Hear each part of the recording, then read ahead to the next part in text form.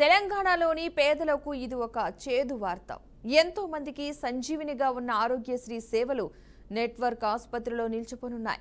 నేటి అర్ధరాత్రి నుంచి ఆరోగ్యశ్రీ ఈహెచ్ఎస్ కింద వైద్య సేవలను నిలిపేస్తున్నట్లుగా ఆరోగ్యశ్రీ నెట్వర్క్ ఆసుపత్రుల అసోసియేషన్ స్పష్టం చేసింది.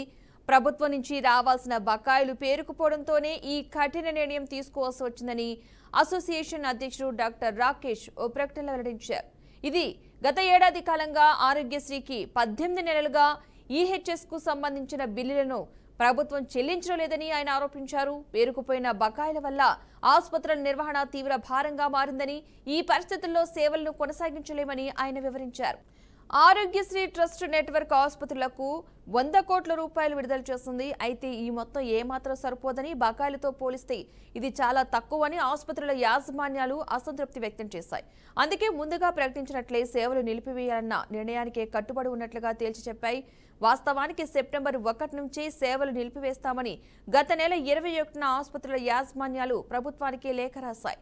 దీంతో ఆగస్టు 30న ప్రభుత్వం వారితో చర్చలు జరిపింది. 1-2 రోజుల్లో కొంత మొత్తాన్ని విడుదల చేస్తామని హామీ ఇవ్వడంతో ఆసుపత్రులు తమ నిర్ణయాన్ని తాత్కాలికంగా వాయిదా వేశాయి. అయితే 15 రోజులు గడిచినా ప్రభుత్వం నుంచి స్పందన రాకపోవడంతో ఇక సేవలు నిలిపివేయక తప్పడం లేదని ఆసుపత్రులు అంటున్నాయి.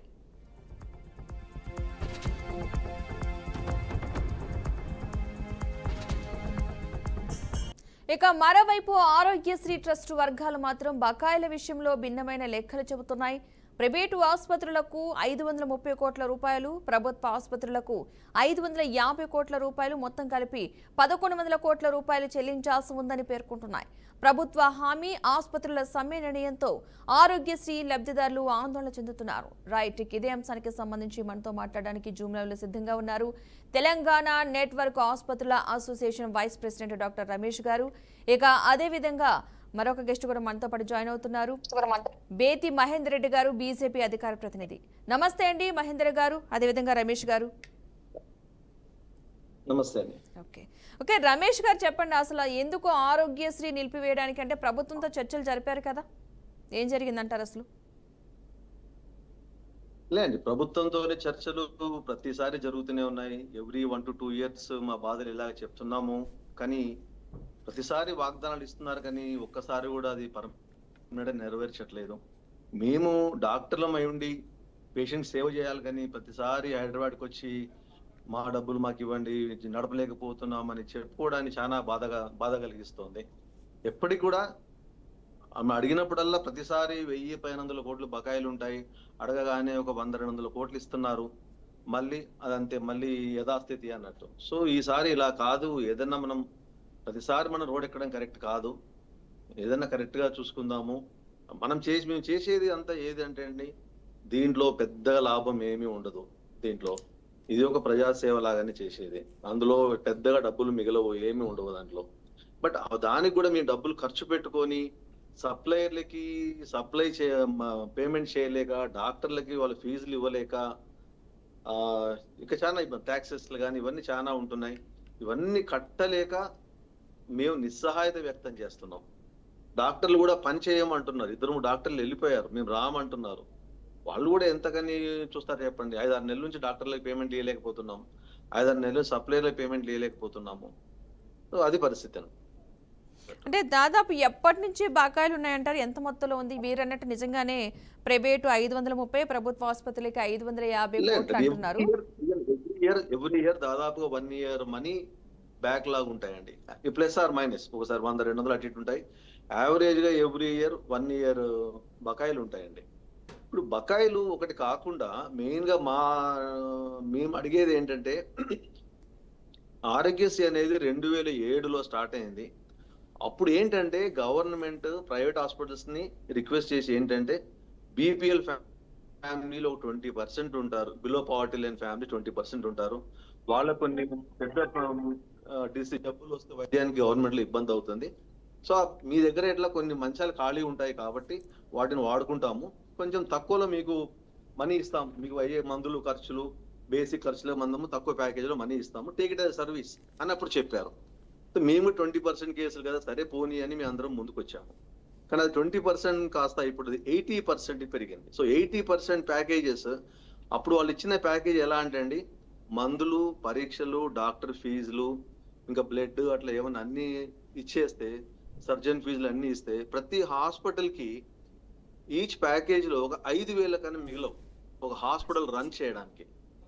అంటే ఒక పేషెంట్ 5 రోజులు ఉన్నాడు అనుకోండి, 5,000 వస్తాయి అన్నట్టు హాస్పిటల్ కి. అంటే 1,000 రూపాయలు per day hospital bill patient కి వచ్చినట్టు. దాంతో hospitals are impossible to run the hospitals. ఎందుకంటే ఒక చిన్న segment hospitals, taluka level, district level చిన్న హాస్పిటల్కి ప్రతిరోజు ప్రతి బెడ్ నుంచి 5-6 వేలు పేమెంట్ వస్తే తప్పించి ఇప్పుడున్న ఖర్చులు కానీ, శాలరీస్ కానీ, రెంట్లు కానివ్వండి, కరెంట్ బిల్లు కానివ్వండి, ఎవ్రీథింగ్ కట్టడానికి హాస్పిటల్ సరిపోవు అన్నట్టు. సో ప్రతి బెడ్కి మినిమం 5-6 వేలు పర్ డే రావాలా.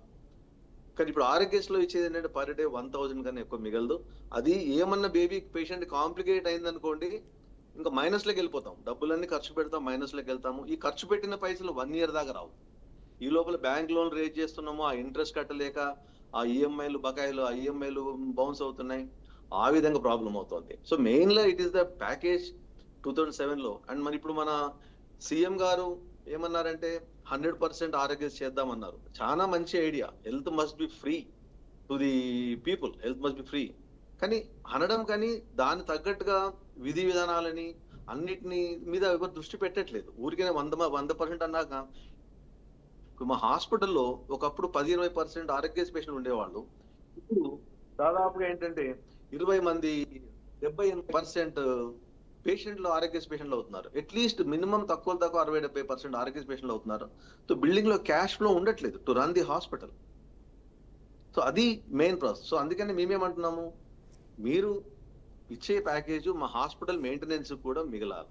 ఒకప్పుడు అంటే మీరు లో ప్యాకేజ్ లో సర్వీస్ చేయమన్నారు. No, it's no more a service, ఇది no more a BPL scheme.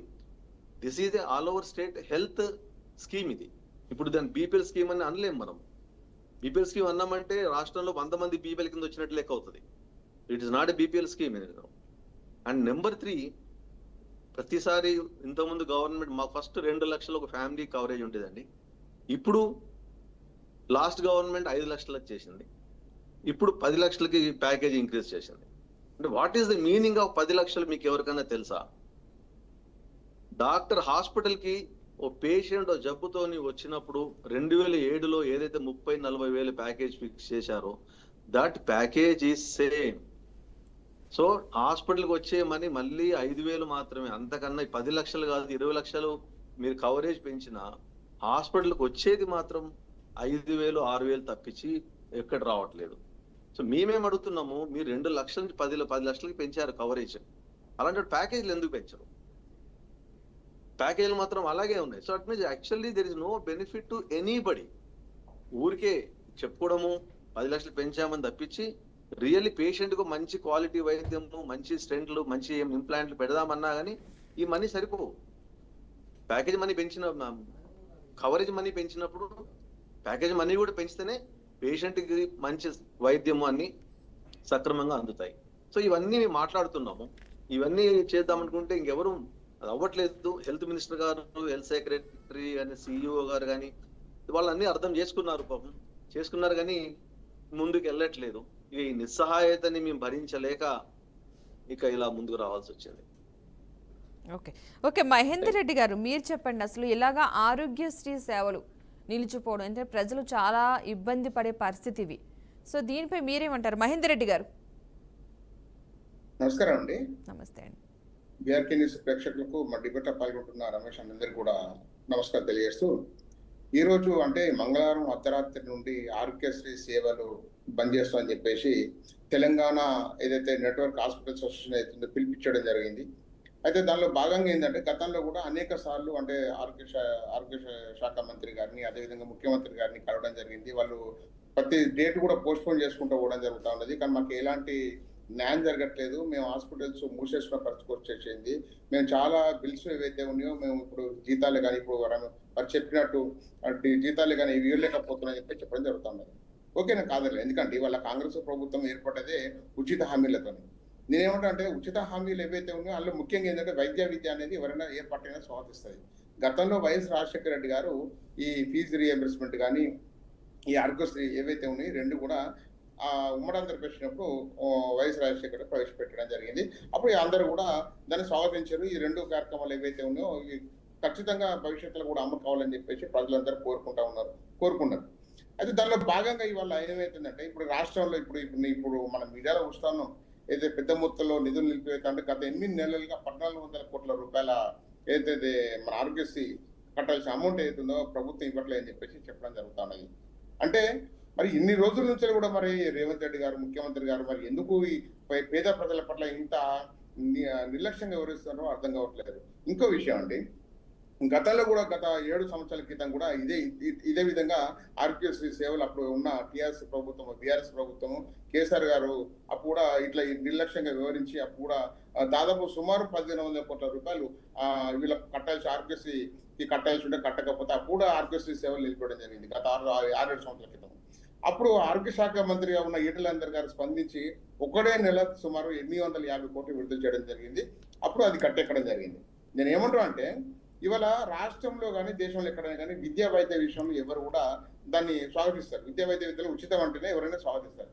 మరి రాష్ట్రంలో ఈ విద్యా వైద్య అంటే ఇవాళ విద్యా విషయాలు కూడా మీరు గమనించండి. ఇవాళ కాలేజీ కూడా భవిష్యత్తు రేపు ఎల్లుండో మూసేసే అవకాశం ఉంది. ఎందుకంటే మీ ఫీజు రీయింబర్స్మెంట్ దాదాపు సుమారు 1500 కోట్ల రూపాయలు ఇవ్వాల్సి ఉందని చెప్పేసి 1200 కోట్ల రూపాయలు డిగ్రీ కాలేజీలకు దాదాపు సుమారు 600 కోట్లు అంటే ఇంటర్ కాలేజీలకు సుమారు 3000 కోట్ల రూపాయలు ఇవాళ ఓన్లీ కాలేజీలకు మాత్రం ఈ ప్రభుత్వం కట్టాల్సింది. ఇవాళ ఫీజు రీయింబర్స్మెంట్ లేదు. విద్యార్థుల కాలేజీ యజమాని వేధిస్తా ఉన్నారు, ఫీజు రీయింబర్స్మెంట్ ప్రభుత్వం ఇవ్వట్లేదు, మీరు ఫీజు కట్టండి అని చెప్పేసి. అంటే విద్యార్థులు ఎక్కడికి వెళ్ళాలి? వాళ్ళు ఫీజు రీయింబర్స్మెంట్ అని చెప్పేసి విద్య అభ్యసించాలని చెప్పేసి కాలేజీలకు వస్తే కాలేజీ ఈ పరిస్థితి దాపురించింది. ఇవాళ రేపు విద్యార్థులు కూడా రోడ్డెక్కే పరిస్థితి వచ్చేసింది ఆల్రెడీ. ఇవాళ ఏదైతే ఉందో గత 11 సంవత్సరాలుగా కూడా ఈ తతంగం నడుస్తూ ఉండేది. గతంలో ఉన్న టీఆర్ఎస్ ప్రభుత్వం ఉన్నప్పుడు ఇదే పరిస్థితి నెలకొన్నది. అప్పుడు కూడా ఫీజు రీయింబర్స్మెంట్ ఇవ్వలేదు. ఇప్పుడు ఈ ప్రభుత్వం కూడా ఫీజు రీయింబర్స్మెంట్ ఇవ్వట్లేదు. ఇవాళ అంటే నేను ఏమంటున్నా అంటే ఈ రకంగా దాదాపు ఇప్పుడు ఇంకో విషయం అండి, ఇప్పుడు ఈ ఆరోగ్యశ్రీ కింద 1400 కోట్ల రూపాయలు కాకుండా దాదాపు సుమారు 1019 కోట్ల ఔషధ శాఖ కంపెనీలు కూడా ఈ ప్రభుత్వం చెల్లించాల్సి ఉంది. అదేవిధంగా అవుట్ సోర్సింగ్ కింద పనిచేసే వాళ్ళకి కానీ ఈ హాస్పిటల్లో అదేవిధంగా జూనియర్ డాక్టర్లకు కూడా దాదాపు సుమారు 6 నెలలు కూడా డబ్బులు చెల్లించాల్సిన అవసరం ఉంది. అంటే వాళ్ళు కూడా సమ్మె చేస్తా ఉన్నారు ఇవాళ. అంటే రాష్ట్రంలో ఇవాళ ఏదైతే డబ్బులు ఇవ్వాల్సిన సంస్థలకు డబ్బులు ఇవ్వకుండా ఇవాళ ఫ్యూచర్ సిటీలు అని చెప్పేసి అంటే అనవసరంగా డబ్బులు గతంలో ఉన్న టీఆర్ఎస్ ప్రభుత్వం కూడా ఆ బంధు ఈ బంధు అని చెప్పేసి విచ్చలవిడి ఖర్చు చేయడం జరిగింది. ఇప్పుడు వీళ్ళు కూడా ఇవాళ ప్రజలకి నిత్యంగా రోజు ఏది అవసరం ఉంది, విద్యా వైద్య రోజు అవసరం ఉంటుంది. ఈ రెండింటి మీద దృష్టి కేంద్రీకరించాలి. ఫస్ట్ ఈ రెండింటి మీద కాన్సన్ట్రేషన్ చేసి ఈ డబ్బులు బకాయి లేకుండా చూడాల్సిన బాధ్యత ఈ యొక్క రేవంత్ రెడ్డి ప్రభుత్వం మీద ఉంది. కానీ వీళ్ళు ఆ దిశగా అడుగులు వేయట్లేదు. ఇవాళ మీరు గమనించండి, గతంలో ఏదో ఇప్పుడు సీఎం రిలీఫ్ ఫండ్, గతంలో సీఎం రిలీఫ్ ఫండ్ కూడా ఇదే విధంగా దాదాపు సీఎం రిలీఫ్ ఫండ్ కింద కూడా 1 లక్ష రూపాయల బిల్లు హాస్పిటల్ బిల్ అయితే ఆ సీఎం రిలీఫ్ సంబంధిత ఎమ్మెల్యే నుంచి రాష్ట్రానికి వెళ్తే వాళ్ళు 5,000 రూపాయలు ఇస్తారండి. అంటే 1 లక్ష రూపాయల ఒరిజినల్ బిల్స్ ఉన్నా కూడా 5,000 10,000 బిల్స్ మాత్రమే వస్తుండే సీఎం రిలీఫ్ ఫండ్ కింద. అంటే అది కూడా పూర్తి రాకపోతే కలిసి 50% అమౌంట్ వచ్చే పరిస్థితి లేదు సీఎం రిలీఫ్ ఫండ్. ఇది కూడా వైద్యం కిందకి వస్తుంది. ఇవాళ ఈ రకంగా 6 సంవత్సరాల క్రితం కూడా ఈ ప్రభుత్వం గత టీఆర్ఎస్ ప్రభుత్వం కూడా ఇదే విధంగా చేయడం జరిగింది. ఇప్పుడు కాంగ్రెస్ ప్రభుత్వం కూడా ఇదే విధంగా చేస్తూ ఉన్నది. ఇంకోటి ఏంటంటే ఇప్పుడు ఏదైతే ఈ ఆరోగ్యశ్రీ రీయింబర్స్మెంట్లు ఏవైతే ఉన్నాయో వాటి విషయంలో మాత్రం ప్రభుత్వం వెంటనే స్పందించాలి. లేకపోతే భారతీయ జనతా పార్టీ రాష్ట్ర వ్యాప్తంగా కూడా ప్రతి మండల కేంద్రంలో ఉద్యమాలు చేసిన పరిస్థితి నెలకొంటున్నది. ఎందుకంటే ప్రజలు ఇప్పటికే కూడా ఇవాళ హాస్పిటల్ కూడా మీరు గమనించండి, ప్రైవేట్ హాస్పిటల్లో విరుద్ధమైన ఫీజులు ఇవాళ దాదాపు ఒక జ్వరం వచ్చిపోతే కూడా దాదాపు 50,000 లక్ష రూపాయలు వసూలు చేస్తా ఉన్నారు. వాటి మీద శ్రద్ధ వహించారు ఇవాళ. మరి ఎందుకు ఈ విధంగా వాస్తవంగా హాస్పిటల్స్ లో ఒక జ్వరం వచ్చిపోయిన వ్యక్తికి అన్ని టెస్టులు చేసి సుమారు 50,000 బిల్లు తీసుకొస్తా ఉన్నారు. మరి ప్రభుత్వం దీని మీద ఎందుకు శ్రద్ధ తీసుకోవట్లేదు? మీరు ప్రభుత్వం నుంచి రావాల్సిన ప్రైవేట్ హాస్పిటల్ వచ్చాయి ఆరోగ్యశ్రీ డబ్బులు ఇవ్వరు. అంటే ప్రైవేట్ హాస్పిటల్స్ కూడా కొన్ని ప్రైవేట్ హాస్పిటల్స్ ఈ విధంగా దోచుకుంటా ఉన్నాయి. అంటే ఈ రకంగా పేదలు ఎడియేసి పేదలు నష్టపోవాల్సిందే, ఎడియేసి రాష్ట్ర ప్రజలు నష్టపోవాల్సిందే. ప్రజలు ఏ విధంగా బాగు చేయాలన్న ఆలోచన ఈ గత ప్రభుత్వం కానీ ప్రభుత్వానికి లేకుండా పోయింది. వీళ్ళు గమనించండి. ఇవాళ కరీంనగర్ ఒక ఎగ్జాంపుల్ చెప్తాండి. ఇవాళ కరీంనగర్ లో హాస్పిటల్స్ యాజమాన్యం ఏదైతే ఉందో వాళ్ళ యొక్క నిర్లక్ష్యం కారణంగా మత్తు ఇంజక్షన్లు ఇచ్చి కూడా ఇవాళ మహిళలపై అత్యాచారాలు చేస్తా ఉన్నారు. అది కరీంనగర్ జరిగిందండి. వాళ్ళ రాష్ట్ర వ్యాప్తంగా మీకు కూడా తెలిసి ఇవాళ అట్లాంటి ప్రభుత్వం స్పందించదు. స్థానిక ఎమ్మెల్యే స్పందించాడు. ఇక్కడ ఉన్న పొన్నం ప్రభాకర్ గారు కూడా స్పందించాడు ఆ విషయంలో. ఎందుకు హాస్పిటల్ యజమాని ఎందుకు హాస్పిటల్ పై ఇంత వాళ్ళు ఎందుకు దోస్తాను చేస్తూ ఉన్నారు? వాళ్ళు మరి నెలలు మీకు మామూలు ఇస్తున్నా అని చెప్పి ప్రశ్నిస్తా ఉంది ఇవాళ. ఎందుకంటే ఇవాళ అమాయకులు బలైతా ఉన్నారు. హాస్పిటల్ పోతే హాస్పిటల్కి పోతే మళ్ళీ తిరిగి వస్తున్న నమ్మకం లేదు ఇవాళ. మీ ఇంకో విషయం అండి, చనిపోయిన డెడ్ బాడీకి 40,000 మెడికల్ బిల్స్ కట్టంగా కూడా తర్వాత ఇంకా 2 లక్షల బిల్ కట్టాలని చెప్పి వేధింపులు గురి చేసిన సందర్భాలు ఇంకా జరుగుతా ఉన్నాయి. ఇంకా చనిపోయిన డెడ్ బాడీ కూడా ప్రైవేట్ హాస్పిటల్లో డబ్బులు వసూలు చేస్తూ ఉన్నారు. మరి ఏంటి అసలు ఈ రాష్ట్రం ఎటుపోతా ఉన్నది ఇవాళ? ఈ రాష్ట్రం మరి ఎందుకు పేదలకు దూరంగా ఉంటా ఉన్నది? ఇవాళ ఎందుకు అగ్రవర్ణాలకు కొంతమంది అంటే ఏదైతే డబ్బు ఉన్న వాళ్ళకి మాత్రమే బత్తస్ పలుకుతా ఉన్నది ఇవాళ? ఎందుకు ఈ రకంగా పరిపాలిస్తా ఉన్నది రాష్ట్ర ప్రభుత్వం ఇవాళ? నేను ఏమంటా అంటే పేదల పక్షపాతిగా గవర్నమెంట్ ఉండాలని చెప్పేసి కోరుకుంటా ఉన్నాను. ఇవాళ పేదల పక్షపాతి ఉండగా ఇవాళ ఏదైతే డబ్బున్న వారికి పక్షపాతిగా వివరిస్తా ఉన్నది ఇవాళ. ఇవాళ రాష్ట్ర మంత్రులు ఎవరు వాళ్ళ వల్ల వాళ్ళకే సఖ్యత లేదు. ఇవాళ ఒక్కొక్క శాఖకు సఖ్యత లేదు. ఎవరు నిత్యము విమర్శలు ఇవాళ. అంటే ఇవాళ ఆరోగ్యశ్రీ సేవలు బంద్ అయినాయి. ఇంతవరకు కూడా ప్రభుత్వం స్పందించట్లేదు. మరి ఎందుకు ఆరోగ్యశ్రీ సేవలు? మహేందర్ రెడ్డి గారు, మీరు పేదల పక్షపాతిగా ఉండాలని చెప్తున్నారు కదా, ఇప్పుడు ఆరోగ్యశ్రీ సేవలు నిలిచిపోతే గనక చాలా మంది పేద ప్రజలు ఇబ్బంది పడే పరిస్థితి. ఇప్పుడు ఆరోగ్యశ్రీ మీద ప్రతిరోజు కూడా వేలాది మంది హాస్పిటల్ చుట్టూ తిరుగుతూ ఉంటారు. ఆరోగ్యశ్రీ ద్వారా కొంతవరకు అయినా సేవ్ అవుతామని చెప్పి, కానీ ఇప్పుడు నిలిపివేయడం వల్ల చాలా ఇబ్బంది పడతారు. మరి మీ తరపున మీరు ఏం చేస్తారు? ఎలాంటి సపోర్ట్ చేస్తారా పేద ప్రజలకి? మళ్ళా ఆరోగ్యశ్రీ పథకం రావాలంటే మీ తరపున చేసే పోరాటం ఏంటి అసలు? ఒకటండి, ఇవాళ దేశ ప్రధాని మోడీ గారు ఇవాళ దేశాన్ని పరిపాలిస్తా ఉన్నారు. ఇవాళ భారతీయ జనతా పార్టీ వైపు ప్రజలను ఎందుకు చూస్తా ఉన్నారు? ఏదైతే మనం చెప్పేది అవుతుందో చేయాలి. ఒక మంత్రి హోదాలో ఉండి, ఒక ముఖ్యమంత్రి హోదాలో ఉండి నోట్లకి వెళ్ళి ఒక వాక్యం వచ్చిందంటే ఆ వాక్యానికి కట్టుబడి ఉండాల్సిన బాధ్యత ఈ ప్రభుత్వాల మీద ఉంటుంది. ఇవాళ మోడీ గారు ఏదైతే ఉందో ఆయుష్మాన్ భారత్ ఇస్తా అని చెప్పి చెప్పడం జరిగింది. ఆయుష్మాన్ భారత్ ఇవాళ దేశవ్యాప్తంగా కంటిన్యూ అవుతా ఉంది. ఆయుష్మాన్ భారత్ కార్డు మీద కూడా చాలా మంది ప్రజలు ట్రీట్మెంట్ చేసుకుంటా ఉన్నారు. అంటే ఇవాళ ఆరోగ్యశ్రీ అనేది ఇక్కడ తెలంగాణ రాష్ట్రానికి సంబంధించింది. ఇవాళ ఆయుష్మాన్ భారత్ కేంద్ర ప్రభుత్వానికి సంబంధించింది. ఇవాళ ఆయుష్మాన్ భారత్ మీద ఎవరైనా పేద ప్రజలు ఇంత ఉద్యమం చేశారు ఎప్పుడైనా? ఎప్పుడు రోడ్ ఎక్కిరండి ఇవాళ? అంటే నేను ఏమంటా అంటే ఇవాళ ప్రభుత్వాలు పరిపాలించేటప్పుడు పేద ప్రజల పక్షాన మొత్తం హామీలు ఇస్తూ ఉంటారు ఇవాళ. మరి ఇవాళ భారతీయ జనతా పార్టీ వాళ్ళు తెలంగాణలో అధికారం రావాలని చెప్పేసి మేము ఎన్నో రకాల ప్రయత్నం చేస్తా ఉన్నారు. కానీ ఏంటంటే మేము ఉచిత హామీలు ఇవ్వాలని చెప్పేసి మేము చెప్పండి. ఉచిత హామీలు దేనికి ఇస్తామంటే విద్యా వైద్యకి ఇస్తాం. మేము దానికి 100% ఎవరైనా స్వాగతిస్తారు. ఇవాళ వీళ్ళు ఏంది 6 అభయహస్త పథకాలని చెప్పేసి 6 పథకాలు పెట్టి దొంగదారులు ప్రభుత్వం ఏర్పడింది ఇవాళ. మరి 6 అభయహస్తాల్లో ఇవాళ ఉచిత బస్సు ఎవరికి వస్తామంటే ఉచిత బస్సు ఏవైతే ఆర్టీసీకి కట్టాల్సిన అమౌంట్ ఏదైతే ఉందో అది కూడా పెండింగ్ ఉంది ఇవాళ. నేను ఏమంటా అంటే ఆర్టీసీలో పేదలకు మాత్రమే వైట్ రేషన్ కార్డు ఉన్న వాళ్ళకి మాత్రం ఉచితంగా ఇవ్వండి, మేము అభ్యంతరం తెలపము. ఇవాళ ఐటీ కట్టే వారికి, ప్రభుత్వ ఉద్యోగులకు అందరు కూడా ఇవాళ మీరు ఉచితంగా మహిళలకు బస్సు ఇస్తా ఉన్నారు. ఆ డబ్బులన్నీ ఇవాళ మరి ఆరోగ్యశ్రీకి ఉచితంగా ఇవ్వకుండా ఆ డబ్బులను కన్వర్ట్ చేసేసి ఇవాళ ఆరోగ్యశ్రీకి కట్టచ్చు కదా. అంటే ప్రజాధనము వృధా చేస్తున్నారు వీళ్ళు. ప్రజాధనాన్ని వృధా చేసుకుంటా ఇవాళ వీళ్ళు ఒక ప్రభుత్వాన్ని నడుపుతా ఉన్నారు. ఇవాళ వాస్తవంగా పేదలు గతంలో మీరు గమనించండి, దళిత బంధు అని చెప్పేసి ఇవాళ గతంలో కేసీఆర్ గారు ఇవ్వడం జరిగింది. దళిత బంధు ఎవరికి ఇవ్వాలండి? ఇవాళ అక్కడ అనగారి వర్గాలు ఏవైతే ఉన్నారో బాగా ఇవాళ చాలా పేదవాళ్ళు, దళిత వర్గాల పేదవాళ్ళకి ఇవ్వాలి. అందులో కూడా ప్రభుత్వ ఉద్యోగులకు ఉన్న వాళ్ళకి ఇవ్వడం, అందులో కూడా ఐటీ కట్టే వాళ్ళకు ₹1,00,00,000 కూడా దళిత బంధు ఇవ్వడం. అంటే ఈ డబ్బులు ఎవరు చేస్తారు? రేవంత్ రెడ్డి గారు ఇంటికెళ్ళి ఇస్తున్నారా? గతంలో కేసీఆర్ ఇంటికెళ్ళి ఇచ్చారా? ప్రజాధనం కాదా? ఇవాళ పబ్లిక్ ట్యాక్స్ కడితే ఇవాళ ప్రభుత్వాలు నడుస్తూ ఉన్నాయి. ఈ ధనాన్ని మీరు వృధా చేస్తూ ఉన్నారు. ఇవాళ ఇట్లా వృధా చేసుకుంటా ఇవాళ అత్యవసర సేవలకు విఘాతం కలిగిస్తూ ఉన్నారు. ఇవాళ చూడండి, ఇవాళ ఆరోగ్యశ్రీ బంద్ అయింది. రేపు ఫీజు రియంబర్స్మెంట్ కార్డు కూడా బంద్ చేస్తా ఉన్నారు. ఇవాళ ప్రజలంతా ఎక్కడ రోడ్ ఎక్కాలి ఇవాళ? అట్లాంటి పరిస్థితి దాపించే పరిస్థితి ప్రభుత్వం నడుపుతుంది. ఇక ముఖ్యమంత్రుల యొక్క అసమర్థత వల్ల ఈ రకంగా జరుగుతూ ఉన్నది. వీళ్ళ అసమర్థత ఎందుకంటే ఈ అసలు డబ్బులు సద్వినియోగం ఎట్లా చేసుకోవాలి? ఒక పద్ధతి ప్రకారంగా వినియోగించుకోవాల్సి ఉంది. కానీ వీళ్ళకి నోటికి ఏదొస్తుంది ఇవ్వడము, హామీ ఇవ్వడము, దానికి పక్కదారు అట్లేయడము. ఇవాళ కేంద్రానికి వెళ్తారు, మళ్ళీ డబ్బులు కావాలని అడుగుతారు. కేంద్ర ప్రభుత్వం ఏ రాష్ట్రానికి ఎంత ఇవ్వాలో కేంద్ర ప్రభుత్వం తెలుసు, అంతే వరకు ఇస్తుంది. కానీ మీకు విచ్చలవిడి ఖర్చు చేసుకుంటే ఇవాళ మీరు యూరియా విషయంలో కూడా వీళ్ళకి రాష్ట్రం దగ్గర ఎలాంటి అంశాలు లేకుండా ఇవాళ యూరియా కూడా ఇవాళ రైతులు ఇబ్బంది పడతా ఉన్నారు. రాష్ట్రంలో యువత ఇబ్బంది పడతా ఉన్నారు, అదేవిధంగా రైతులు ఇబ్బంది పడతా ఉన్నారు. ఇవాళ ఆరోగ్యశ్రీ కింద పేద పేషెంట్లు ఇబ్బంది పడతా ఉన్నారు. ఇవాళ ఫీజు రియంబర్స్మెంట్ పేద విద్యార్థులు ఇవాళ ఇబ్బంది పడతా ఉన్నారు. ఈ రకంగా ప్రభుత్వం నడిపిస్తా ఉన్నారు. తిరుగుబాటు వస్తే మాత్రం మీరు రోడ్ల మీద తిరిగారని చెప్పి నేను హెచ్చరిస్తా ఉన్నాను. ఓకే రమేష్ గారు, మీరు చెప్పండి. అంటే మొత్తంగా ఎలాంటి ప్రభుత్వం ఆల్రెడీ ఒక 100 కోట్లు రిలీజ్ చేస్తామని చెప్పేసి అంటుంది కదా, అలా కాకుండా ఏం చేస్తే మళ్ళీ తిరిగి ఆరోగ్యశ్రీ సేవలు తిరిగి ప్రారంభించే అవకాశం ఉందనుకోవచ్చు అంటారు? లేదండి. ఈ 100 కోట్లు ఇప్పుడు మొన్న ఇచ్చిన తర్వాత మొన్న హెల్త్ మినిస్టర్ గారు ఎవ్రీ మంత్ 100 కోట్లు రిలీజ్ చేస్తామని చెప్పినా దాని వలన హాస్పిటల్ కి ప్రయోజనాలు లేవు. ఎందుకంటే ఇది ఓల్డ్ 2007లో తయారైన స్కీమ్ తోని 100 కోట్లు ఇవ్వడము, మేము డాక్టర్లకి సప్లయర్లకి ఇచ్చే అమౌంటే తప్పించి హాస్పిటల్ నడపడానికి ఆ అమౌంట్ ఏది సరిపోదు. సో కంపల్సరీగా ఏదైతే ఎట్లయితే మీరు ఆరోగ్యశ్రీ కవరేజ్ ఇంక్రీజ్ చేశారో 5 టైమ్స్ ఇంక్రీజ్ చేశారో అట్లీస్ట్ 2 to 3 టైమ్స్ అన్న ఆరోగ్యశ్రీ ప్యాకేజ్ ఇంక్రీజ్ చేయాలి. చేస్తే కూడా ఇప్పుడు గవర్నమెంట్ ఆరోగ్యశ్రీ కోసం అలకాట్ చేసిన బడ్జెట్ 1200 నుంచి 1500 కోట్లు ఉందండి పర్ ఇయర్. ఇది 2 టైమ్ చేస్తే మహా అంటే 2500 to 3000 or 4000 at the maximum best scheme తయారు చేస్తే మాత్రం ప్రజలందరికీ వైద్యం అనేది ఒక అత్యుత్తమ స్థాయిలో అందించడానికి అన్ని నెట్వర్క్ హాస్పిటళ్ళు ముందుంటాయండి. ఇప్పుడు ఏంటంటే ఆరోగ్యశ్రీ అనగానే లో క్వాలిటీ చేయాలి, దీంట్లో ఏం మిగలవు, సో క్వాలిటీ అనేది ఇంప్రూవ్ కాదు.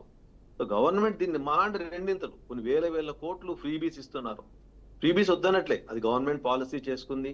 దాంట్లో దీనికోసం ఒక 2500-3000 కోట్లు పర్ ఇయర్ వెచ్చిస్తే మొత్తం హెల్త్ సిస్టమ్ ని అత్యుత్తమ స్థాయిలో చేయడానికి మా హాస్పిటల్ వర్గాలు అన్ని కూడా ముందున్నాయి. అది పేషెంట్ల తరపు నుంచి ఎవరికి కూడా ఆరోగ్య సమస్య అంటే సమస్య కాదు, సమస్యలో వాళ్ళు ఫైనాన్షియల్ ఇబ్బంది పడకుండా చేయడానికి మీ అందరం ముందుండి ప్రయత్నం చేస్తాం. మాకు డాక్టర్లకి వేరే ఏమి రావండి. పొద్దున్న లేచామంటే పని చేశామా, పేషెంట్ సర్జన్ అయితే సర్జరీ చేశాడా, ఫిజిషియన్స్ ఎత్తి బట్టి వైద్యం చేశాడా తప్పించి మాకు వేరే ఏమి తెలియదు. నష్టాలు వస్తుందని తెలుసుకోవడానికి కూడా మాకు 1 year పట్టింది. పని చేస్తున్నాం, పేషెంట్లు ఉన్నారు అనుకుంటున్నాము, తీరా చూస్తే బకాయిలు అంటే సప్లయర్స్ పేమెంట్ చేయలేకపోతున్నాం. అది ఎందుకు పేమెంట్ చేయలేకపోతున్నాం అంటే డబ్బులు లేవు కదా సార్ అంటే మేము లాస్ట్ లో పోతున్నామని తెలుసుకోవడానికి కూడా మాకు 1 to 2 years టైం పట్టింది స్టార్టింగ్ లో. అంటే అంత మూర్ఖంగా మేము పని చేస్తాం, మాకు ఒకటే వచ్చిందంటే పని చేయడం అండి. సో ఈ ఫైనాన్షియల్ మేనేజ్మెంట్లు మాకు రావు. బట్ నౌ ఈ గవర్నమెంట్ ఇదే విధంగా ఉంటే ఇంకా కొన్ని ప్రముఖ హాస్పిటల్ కూడా మూసుకుపోయే పరిస్థితుల్లో ఉన్నాయి. Just 2000 to 2500 CR budget increase చేస్తే మొత్తం రాష్ట్రంలో హెల్త్ స్థాయిని అత్యుత్తమ స్థాయిలోకి తీసుకెళ్తాం, ఎవరికి ఏమి ఇబ్బంది రాకుండా. ఇది మా తరపు నుంచి మేము ఇచ్చే మాట. Okay, right. థ్యాంక్ యూ అండి రమేష్ గారు. మహేందర్ రెడ్డి గారు చెప్పండి. మహేందర్ రెడ్డి గారు చెప్పండి. ఒకటండి, ఇప్పుడు ఆరోగ్యశ్రీ సేవలు ఈ రోజు నుంచి బంద్ అవుతా ఉన్నది. ఇప్పటికైనా కానీ రాష్ట్ర ముఖ్యమంత్రి రేవంత్ రెడ్డి గారు వెంటనే అత్యవసర కేబినెట్ సమావేశం ఏర్పాటు చేసి వెంటనే బిల్లును ప్రైవేట్ హాస్పిటల్కు కేటాయించే విధంగా చర్యలు తీసుకోవాలి. మేము బీజేపీ పార్టీ డిమాండ్ చేస్తాం. లేకపోతే ఇవాళ ఈ రోజు నుంచి ఇవాళ ఎన్ని చావులు చూడాల్సి వస్తుందో మాకు భయం వేస్తా ఉన్నాయి. ఇవాళ అంటే పేద ప్రజల చావులు మరి కళ్ళారు చూడాల్సిన అవసరం మరి ఈ ప్రభుత్వం కల్పిస్తా ఉన్నది. ఇవాళ ఆ రకంగా ఇవాళ ముఖ్యమంత్రి గారు వెంటనే చర్యలు తీసుకోవాలని చెప్పేసి డిమాండ్ చేస్తాం. చర్యలు తీసుకున్న పక్షంలో వెంటనే వీరు అసమర్థ ప్రభుత్వంగా రాజ్యం వేసిన బాధ్యత వెళ్ళిపోయి ఉంటాయి. ఎందుకంటే ప్రభుత్వం నడిపి వాళ్ళని మీరు గమనించి గతంలో రేవంత్ రెడ్డి గారు ఏం మాట్లాడడం జరిగిందో మీకు తెలుసు. ఇవాళ ఢిల్లీకి అప్పు తీసుకునే పరిస్థితి లేదు, చెప్పులు ఎత్తుకునే పరిస్థితి. ఈ రకంగా అంటే తెలంగాణ రాష్ట్ర ప్రభుత్వం ఇజ్జత్ తీసేయడం జరిగినది. ఇవాళ అంటే రాష్ట్రం దగ్గర డబ్బులు లేవన్న విషయం తెలిసి కూడా నువ్వు ఉచిత పథకాలు ఇచ్చుకుంటా ఎందుకు ఈ రాష్ట్రాన్ని ఇవాళ అదుగతి పనిచేస్తున్నావు? రాష్ట్రం ఒక దివాలా కొడతాను. నీకు ఆల్రెడీ టీఆర్ఎస్ ప్రభుత్వము వాళ్ళు వెళ్ళిపోయేటప్పుడు సుమారు దాదాపు 7 లక్షల కోట్ల అప్పు చేసిపోవడం జరిగింది. నీకు 7 లక్షల కోట్ల అప్పు తీర్చాలి. నెలలు ఏవైతే ఉన్నాయో ప్రభుత్వాలు కట్టాల్సిన డబ్బు ఏదైతే పన్ను ఏదైతే ఉందో అది కట్టాల్సి ఉంటుంది. వీళ్ళు వడ్డీ కట్టాల్సి ఉంటుంది.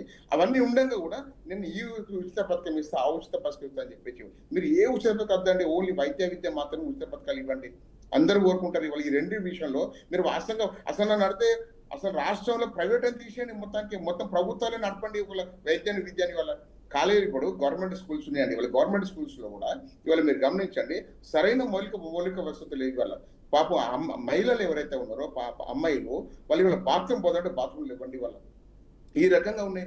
గవర్నమెంట్ హాస్పిటల్ చూడండి, గవర్నమెంట్ హాస్పిటల్కి అయితే అసలు ఎంత చండాలంగా ఉంటాయంటే బాత్రూమ్ పోవాలంటే అసలు బాత్రూమ్ అయ్యే పరిస్థితి లేదు ఇవాళ గవర్నమెంట్ హాస్పిటల్లో. అక్కడ ఇవాళ పరిస్థితులు బాగాలేదు. ఇవాళ గవర్నమెంట్ హాస్పిటల్స్ వెళ్తే కూడా సరైన ఇవాళ అందులో పనిచేసే డాక్టర్లు అందరూ కూడా ఇవాళ ప్రైవేట్ హాస్పిటల్స్ పెట్టుకొని వాళ్ళు అక్కడే టైం కేటాయిస్తున్నారు. గవర్నమెంట్ హాస్పిటల్కి రావట్లేదు ఇవాళ. అంటే ఇవాళ గవర్నమెంట్ హాస్పిటల్కి వెళ్తే కూడా ఇవాళ న్యాయం జరుగుతున్న విషయం తెలియక ఇవాళ వాళ్ళు కూడా ఇబ్బంది పడతా ఉన్నారు. ఇవాళ పోతే కనీసం బతుకుతారు ఆలోచన లేదు ఇవాళ గవర్నమెంట్ హాస్పిటల్ పోతే. అందుకే పైసలు లేకుండా అప్పు చేసి ప్రైవేట్ హాస్పిటల్లో చేరైతా ఉన్నారు ఇవాళ చాలా మంది. అలా ఎందుకు మరి ప్రభుత్వ హాస్పిటల్లో ఇంత నిర్లక్ష్యం ఇవ్వాలి? గాంధీ హాస్పిటల్ చూడండి, ఒక్కసారి వెళ్తే మొత్తం కారిడార్లోనే మొత్తం బెడ్లా ఉంటాయి, కారిడార్లోనే మొత్తం మంది పేషెంట్లు ఉంటారు. వాళ్ళ ఆ రకంగా అంటే నీచమైన వ్యవస్థ ఇవాళ రాష్ట్రంలో కొనసాగుతున్నది వైద్య విద్య విషయంలో. ఈ రెండింటి విషయం ముఖ్యమంత్రి రేవంత్ రెడ్డి ఇప్పటికైనా మేల్కోవాలని చెప్పేసి కోరుకుంటాను. ఇప్పటికైనా రెండింటి విషయంలో శ్రద్ధ వహించి ఈ రెండింటి మీద కాన్సన్ట్రేట్ చేసి రాష్ట్ర ప్రభుత్వం నడపాలని చెప్పేసి నేను డిమాండ్ చేస్తాను. Okay, right. థ్యాంక్ యూ అండి మహేందర్ రెడ్డి గారు, రమేష్ గారు, డ్రైవ్లో పాల్గొనేందుకు థ్యాంక్ యూ సో మచ్.